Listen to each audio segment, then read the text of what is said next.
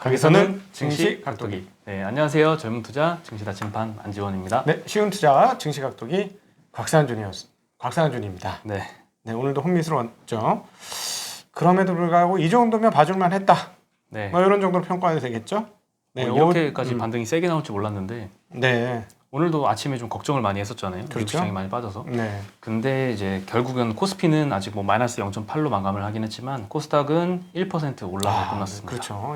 근데 이게 사실 엄밀하게 말하면 이게 정상 아닙니까? 우리는 코로나 문제가 아니잖아요. 그렇죠. 지금 코로나 문제가 없고 점점 정상 가동을 향해서 가고 있었고 저쪽에 이제 마스크 안 쓰신 분들 많고 막 그러다 보니까 이제 대책 안 세워지면서 지금 난리가 난 상황이잖아요. 네. 그러니까 그래서 셧다운이니까 우린 셧다운이 아니고 그래서 사실은 물론 교역 관계가 있고 세계 무역에 맞물려서 돌아간다는 측면에서 보면 영향을 받죠. 그러니까 우리도 하락할 수 있죠. 근데 그럼에도 불구하고 그것이 그대로 빠지는 건 논리적으로는 정합하진 않았어요. 네. 근데 오랜만에 시장이 논리를 찾았다는 거죠.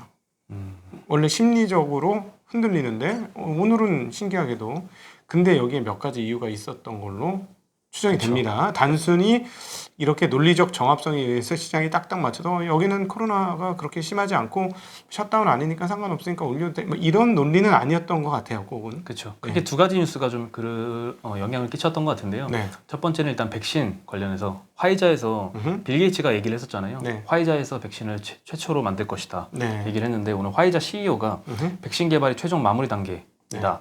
크리스마스 이전에 출시가 가능하다라고 얘기를 하면서 미국 선물도 좀 반등을 이끌었고요. 예. 국내도 바이오 업종 위주로 상승세가 많이 나타났습니다. 네. 그리고 특별히 이게 이제 만들 수 있는 공장이 필요하니까 네. 관련된 항공업체, 대형 업체들도 상당히 많이 올라가면서 코스닥 지수 상승에 큰 역할을 하기도 했습니다. 네, CMO 사업을 하는 삼성바이오로직스가 10% 올랐고요. 야, 엄청나죠. 셀트리온도 한 4% 네. 올랐네요. 네.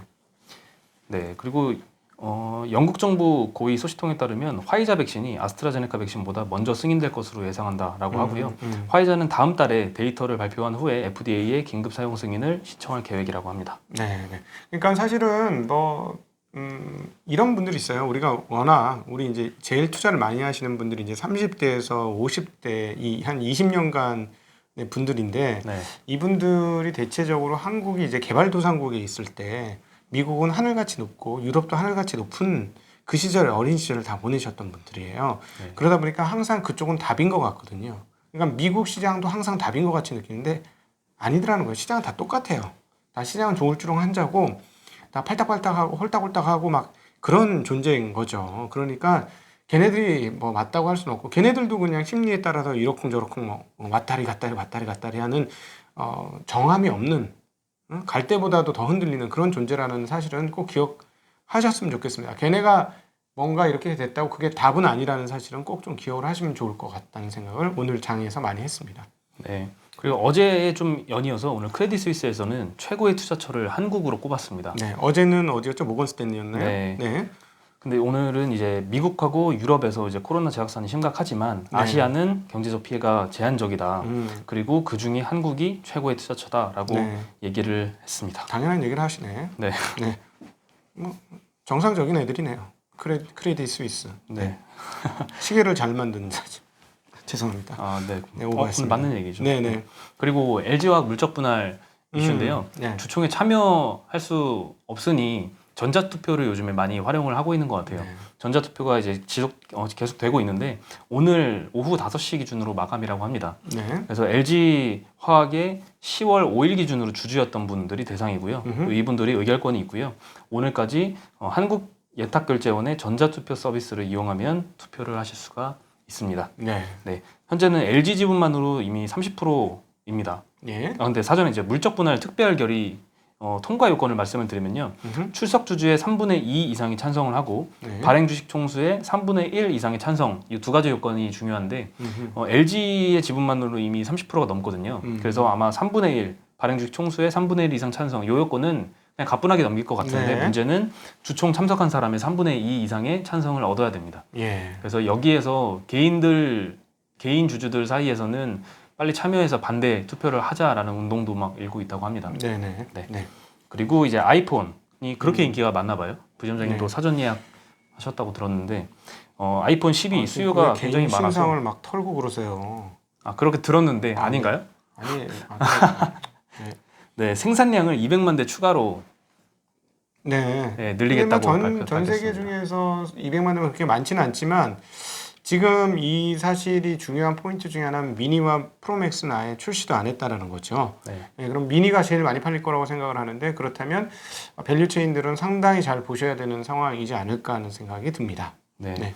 현재까지 이제 아이폰 판매 기록이 아이폰 6 나왔을 때 있죠. 6와 6 플러스 이게 네. 2억 2,200만 대로 이제 지금 가장 높은 시리즈인데 이거를 뛰어넘고 역사상 최대 판매치를 기록할 것이라고 전망을 그렇죠. 하고 있다고 왜냐하면 합니다. 그 6 이제 교체해야 되거든. 네. 교체하려고 버틴 사람들이 꽤 많다는 거예요. 이번에가 가장 버틴 사람이 많다는 거예요. 그렇기 때문에 바꿀 사람도 많다라는 그렇죠. 것이죠. 교체 네. 수요가 굉장히 많이 쌓여 있다고 네, 합니다. 네, 그렇습니다. 네. 그리고 오늘 삼성전자 컨퍼런스 콜을 했는데요. 네. 굉장히 많은 내용을 발표를 했는데 주요 내용만 좀 요약을 해서 말씀드리면요. 일단 배당 관련 뉴스가 좀 중요할 것 같아요. 네. 주주 환원 계획을 이제 내년 1월 말에 4분기 실적 발표하면서 발표하겠다고 언급을 했는데요. 일단 과거에 2018년부터 20년 이 3개년 동안의 주주 환원 계획을 발표를 했었는데 네. 3년간은 잉여 현금 흐름의 50%를 네. 주주 환원하겠다라고 얘기를 했었고요. 네. 3년간 이 잉여 현금의 합계가 84조 원입니다. 네, 근데 엄청나네요. 18년, 19년에 한 10조씩 예. 주주 환원을 썼고요. 한 20조 정도의 재원이 남아 있어서 오늘 이제 3분기 배당은 발표를 했는데 이전 연도하고 비슷한 수준으로 발표를 했고요. 네. 연말에 이제 특별 배당 가능성이 음. 있을 것 같습니다. 배당도 괜찮고 소각도 괜찮은데. 네, 예. 둘 다 뭐 괜찮죠. 다 진행해도 괜찮고. 네. 그래서 좀 이 사업부별로 나눠서 말씀을 드리면 이제 반도체 부분은 이제 매출 18조 8천억 원에 영업이익 5조 5천억을 기록을 했고요. 이 메모리 반도체의 경우에는 평균 판매 단가는 하락을 했습니다. 네. 하지만 모바일 PC 수요가 늘어서 출하량은 증가를 했고요. 화웨이의 긴급 요청이 있었다고 합니다. 그래서 D램과 낸드 수요가 좀 늘어났고요. 그리고 디스플레이 쪽은 매출은 한 7조 3천억 원, 네. 영업이익은 4,700억 났고요. 어렵네. 예, 대형 패널이 수급 환경이 개선이 돼서 실적 개선됐다라고 밝혔고요. 네. 그다음에 IM 부분이죠. IT 모바일 부분에서는 매출이 30조. 네. 네, 반도체의 거의 2배 수준인데 그렇죠. 영업이익은 반도체보다는 좀 작죠. 네. 영업이익은 4조 4,500억 그래도 원. 많이 올라왔어요. 네, 그죠? 네. 네, 여기서는 이제 노트 20과 G 폴드 2 이 신제품 출시 때문에 판매량이 50% 급증했다고 합니다. 네, 전분기 대비 50% 급증을 했고요. 네네. 3분기 스마트폰 판매량도 밝혔는데요. 8,800만 대 팔았다고 하고요. 네. 태블릿은 900만 대 판매를 달성했다고 합니다. 네. 많이 팔았네. 네, 물론 많이 뭐 3분기가 제일 저기이긴 하지. 그래서 4분기로 그냥 그대로 나눌 수는 없는 거지만 목표가 얘네가 2억 8천만 대 넘으면 잘 파는 3억 대 팔면 상당히 잘 파는 거니까 네. 네, 뭐 많이 팔았네요. 네, 예. 그렇죠. 그리고 CE라고 불리는 이제 소비자 가전 부분은 매출은 14조, 영업이익은 1조 5천억 정도인데요. 코로나로 이 억눌렸던 소비에 급증하는 효과, 펜트업 효과라고 하는데 이것 때문에 TV와 생활가전 수요가 크게 늘어났다고 합니다. 네. 근데 이제 4분기 전망에 있어서 조금 수익성이 떨어진다고 얘기를 했던 부분이 있거든요. 오늘 그래서 많이 흔들렸어요. 네, 반도체 쪽은 이제 고객사 재고 조정에 따른 서버, 메모리 수요 약세, 그리고 모바일 쪽에서는 스마트폰 매출 하락, 그리고 경쟁 심화되는 분기라서 마케팅 비용이 늘어날 수 있다. 그리고 가전 쪽에서는 이제 경쟁 심화와 원가 상승 때문에 좀 4분기에는 좀 수익성이 떨어질 것 같다라는 얘기를 해서 그런지 기관하고 외국인 매도가 좀 삼성전자가 많이 나왔습니다. 네네네. 네. 반면에 이제 시설 투자, 이게 중요하죠. 네, 시설 투자 쪽에서는 올해 35조 2천억 정도 썼고요. 이제 네. 쓸 예정이고요. 그다음에 반도체 29조, 디스플레이 4.3조 정도 쓸 예정인데요. 네. 메모리 쪽은 이제 첨단 공정 전환을 하고 EUV 공정을 증설할 예정이라고 합니다. 네. 디스플레이 쪽은 이제 퀀텀 닷 디스플레이 증설 예정이고요. 그러니까 네덜란드 다 갔다 왔겠죠? 네? 네덜란드 EUV 공정 증설 예. 예정. 왜냐하면 그쵸, 그래서 갔다 왔겠죠. 이게 이거예요. 뭐냐면은 우리가 잘 알고 있는 ASML 이런 애들이 1년에 만들 수 있는 대수가 무한정한 게 아니에요. 휴대폰 찍어내듯이 찍어낼 수가 없어요. 그 턴키 물량으로 대당 얼마더라? 엄청 비싸거든요. 예. 몇 천억 하거든요. 근데 그거를 많이 만들 수가 있는 게 아니에요. 뭐 200대, 300대 이렇게 만들 수 있는 게 절대 아니거든요. 끼케야 몇십 대예요. 몇십 대. 예, 그것도 꽤 많이 잡아야 몇십 대거든요. 그렇기 때문에 네덜란드를 갔다 왔던 건 우리 좀 더 줘. 이거일 가능성이 높습니다. 그렇죠. 이게 원래 삼성이 아도 찍기 전문이에요. 외국어 네. 이게 좀 물량 잡기, 네네, 그 생산량 잡기 전문이에요. 왜냐하면 네. 이걸로 소형 디스플레이 시장을 압살했거든요. 예, 다른 데가 왜 진입을 못했겠습니까? 삼성전자가 모조리 다 가지고 갔기 때문에 그래요. 그래서 다른 데는 뭐가 있어야 만들지, 장비 부품이 있어야 만드는 거 아니야, 물건을 만드는데. 그래서 장비 부품이 없어. 왜냐하면 그냥 다 우리가 다 살게. 그리고 충분히 돈을 주고 이렇게 되는 거죠. 네. 근데 네덜란드 갔다는 것도 상당히 그런 부분이 있다는 거예요. 그럼 이건 무슨 말이냐? 삼성전자가 파운드리 사업을 상당히 키우고 싶어하는 의도가 있다라는 걸 충분히 읽을 수 있는 대목이에요. 이런 뉴스에서. 우리 투자자들은 이런 뉴스에서 뭐 그 다음에 이면에 뭐가 있니? 그 행간에 무슨 게 숨어 있는지를 한번 읽으셔야 된다는 것이죠. 네. 그리고 여기서 이제 확인이 되는 거잖아요. 금액에서 얼마? 반도체에서 반도체 얼마? 쪽에 29조. 29조, 예, 총 35조에서 29, 거의 다 때려 박는 것. 또 말이 또 거치네. 상당히 많이 투자를 한다는 거잖아요. 그러니까는 반도체 이렇게 되면 반도체 큰 장비도 사지만 큰 장비를 산다는 거는 공정이 늘어난다는 것이고 또는 라인의 교체가 많다는 것이고 늘어나는 만큼 모든 것들이 많이 사용된다는 거잖아요. 그러니까 이쪽 밸류체인이 좋다라는 말씀을 드릴 수 있는 겁니다. 이렇게 보시면서 투자를 결정하시면 투자에 도움이 되실 것 같습니다. 네. 그래서 반도체 쪽에 이제 벤더들의 주가는 많이 올랐더라고요. 삼성전자는 이제 기관이 450만 주, 외국인이 네. 한 300만 주 매도가 나오면서 1%대 하락을 했습니다. 네, 그러니까 왜냐면 지난번 저기하고 똑같이 그 마이크론 테크놀로지 미래 전망이 좀 어둡다. 네. 지금까지 돈 많이 벌었는데 그렇죠. 성공적으로 벌었는데 미래는 좀 어둡다 이렇게 하는데 사실 애널리스트 의견들도 다 각각인데 내년도는 상당히 좋을 거로 보거든요. 그 뭐 낸드 플래시, 디램도 상당히 좋을 것이고 뭐 이렇게 생각을 많이 하고 있는데 또 오늘은 또 4분기 좀 안 좋다고 하니까 확 꺾였어요 분위기가. 네. 근데 내년에는 좋아야 될 것 같은데.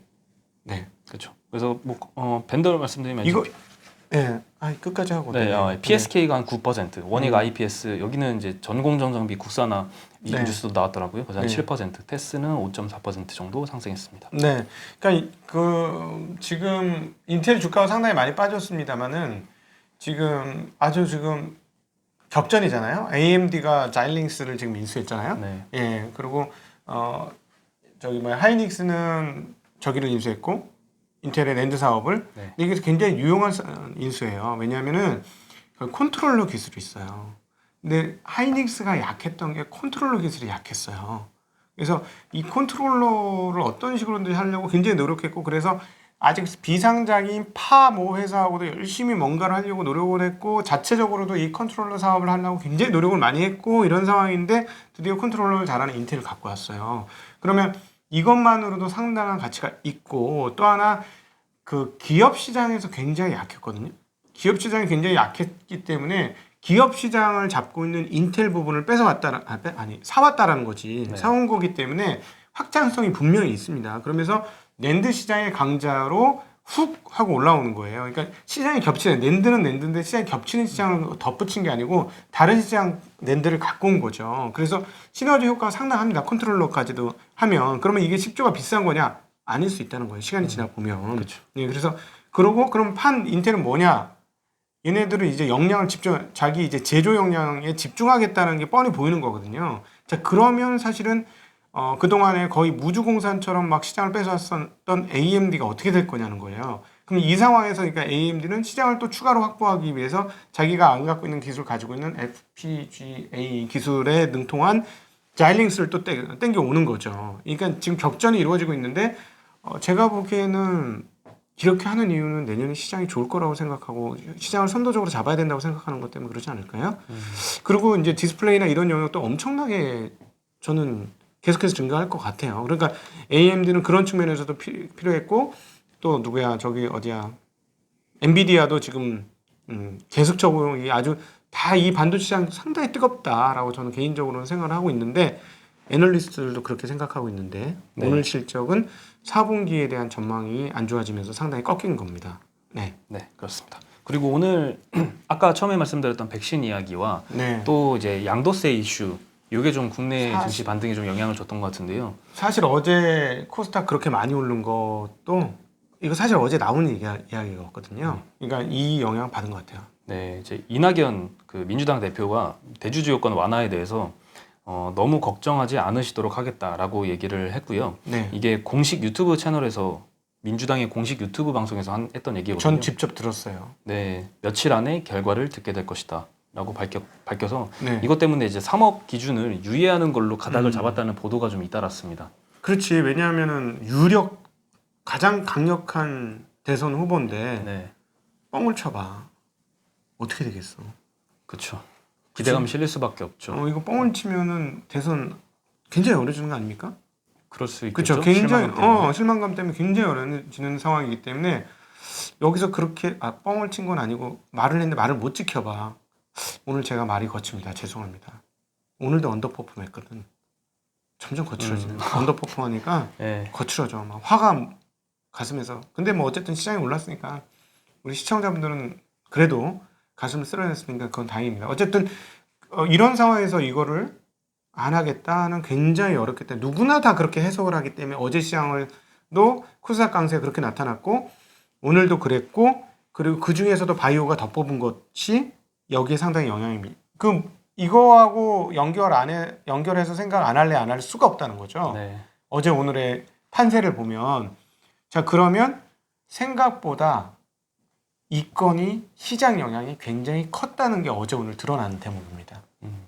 굉장히 영향이 컸다는 거야. 그렇게 볼 수 있겠죠. 이게 무슨 상관이야? 나는 아무 상관없어. 한 종목당 3억이 무슨 얘기야? 나는 전 종목 다 합쳐서 3억이 뭐야? 3천만 밖에 안 되는데 이렇게 생각하시는 분들 입장에서 이게 무슨 의미야? 라고 생각할 수도 있는데 시장에서 읽을 수 있는 건 뭐냐면 굉장히 큰 영향이었다라는 걸 읽을 수 있다는 거죠. 네. 네. 빨리 이제 결론이 맺어졌으면 좋겠습니다. 될 너무 걸- 논란만 많아가지고. 된다 하고 늦게 터트리는 것도 방법 중에 하나지. 그렇죠. 네. 제 임팩트 있는 될 듯. 네. 네. 그리고 이제 요거는 좀 제가 굉장히 크게 생각했던 뉴스였는데 네. 파이낸셜 타임즈에서 보도가 나왔는데요. 음. 5G 용도 이외에는 화웨이의 반도체 칩 수출을 허용할 것이다. 이런 얘기를 했습니다. 이제 미국 반도체 업체 대표가 했던 얘기에 따르면 최근 미국 상무부와 대화를 나눴답니다. 그런데 화웨이에 수출하려는 기술이 5G 용도가 아니라는 것만 증명할 수 있다면 판매 허가가 가능하다고 얘기를 들었다고 하고요.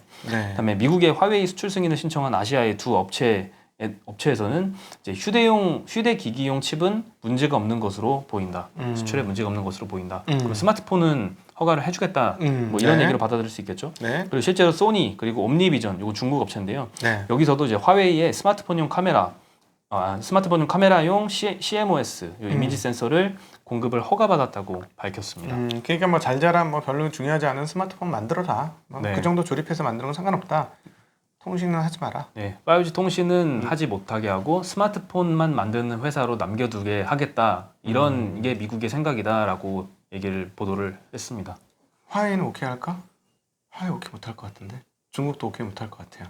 저는 오케이를 못하면 어떻게 할까요?